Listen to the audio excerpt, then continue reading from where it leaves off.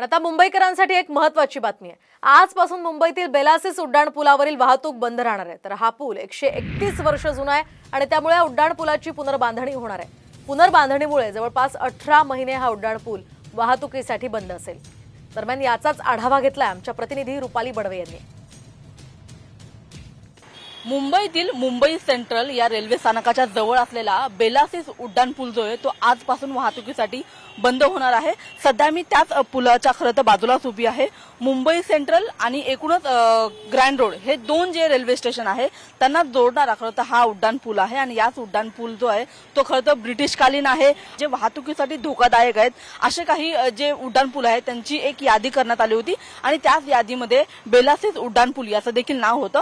सध्या या पुलावरती आपण पाहत आहोत की पुलाच्या दोन्ही बाजूला हाईट बॅरिकेड जे ते लावण्यात आलेलं आहे। त्याच्यामुळे जे अवजड जी वाहतूक आहे जे मोठे वाहन आहेत ते या उड्डाणपुलावरती येऊ शकणार नाहीत। सध्या आपण बघतो आहोत की जे छोटे वाहन आहेत त्यांची सध्या वाहतूक या उड्डाणपुलावरती चालू आहे। सध्या आपण पाहत आहोत की या उड्डाणपुलाची जी स्थिती आहे ती धोकादायक आहे आणि त्याच्यामुळे याची पुनर्बांधणी करण्याचा जो एक निर्णय आहे तो महापालिकेने घेतल्याचं पाहायला मिळत आहे। कॅमेरामन विक्रम सावंतसह मी रुपाली बडवे, साम टीव्ही, मुंबई।